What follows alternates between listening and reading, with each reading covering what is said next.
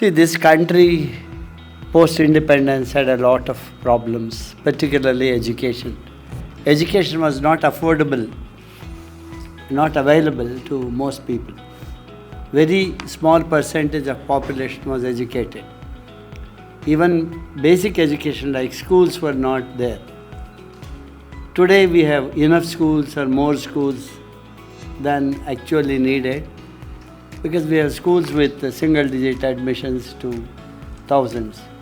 So the problem of educational institutions being available is fully met. But then what kind of education, what was relevant that day, what is relevant today is also equally important. Before the advent of internet, information transfer was predominantly the thing that was happening, because not even books were available. Most of us in our generation couldn't even buy books, they were not there. That was the time.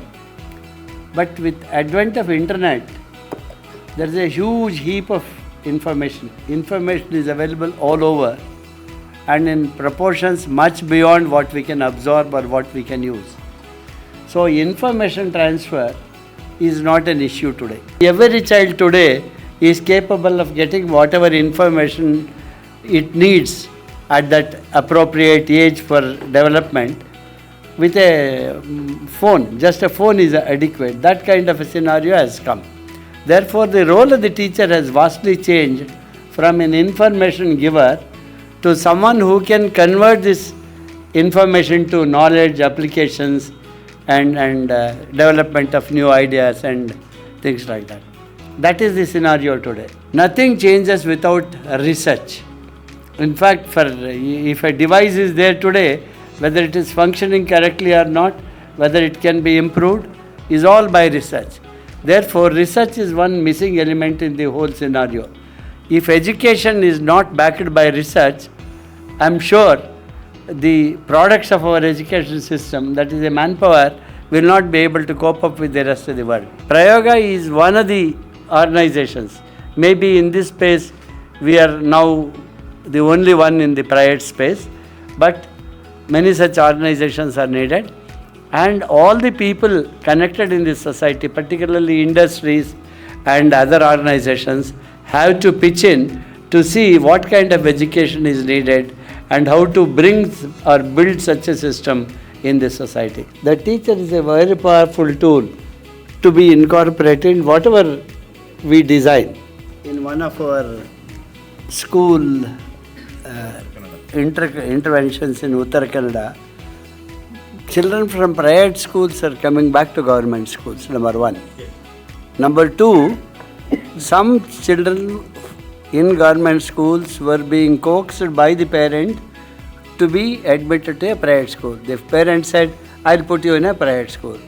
The children, two children from the same family, they said, no, we don't want to go to private school.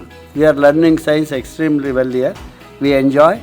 Our teachers were very helpful. The context, as we understand, is that the way we teach and learn in our schools have to change.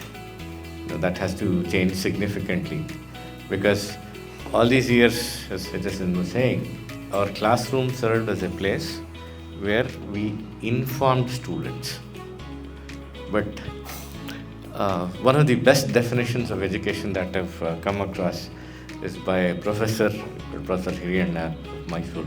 He says the true purpose of education is not to inform the mind but form the mind. So information being available in more ways than one today is not the challenge for a student, but it is about what competencies that we build or capabilities that we build in the classrooms today is what we need to care about. Because information is no longer power. Information has been democratized. So everybody has access to information and all kinds of information. So the challenge in the classroom is to see how do we build capabilities and competencies in students and abilities, so that one, they know how to deal with information, but more importantly, how do they adapt and apply things in the real world. So that is the big change that is required. NEP 2020 has made this more than adequately clear. They talk about competency-based learning and also refer to 21st century skills. Our schools are still centered around providing information. That is the big change that is necessary. Today, our schooling or the education is a stressful activity for the child, because there are a lot of things that are expected of the child in terms of academics, etc., which sometimes is misplaced, because the child is told that his ability to reproduce information is far more important than the capabilities that he or she is able to demonstrate. The focus is about evaluating the competency of the child, not with reference to other children, but in its own path of journey, rather than standardized tests. There's a possibility to bring down the stress on the child significantly. Today, a lot of effort is going towards enabling teachers to do things better, which is the capacity building of the teachers, and it is also essential. There is so much more to do in that space, as we all recognize. A teacher, by experience, by number of years he spends in the system, becomes a headmaster or a principal. There is an academic leadership wherein a principal or a headmaster should be able to steer the school in the right direction for the next 5 or 10 years. I have my colleagues who work in the field.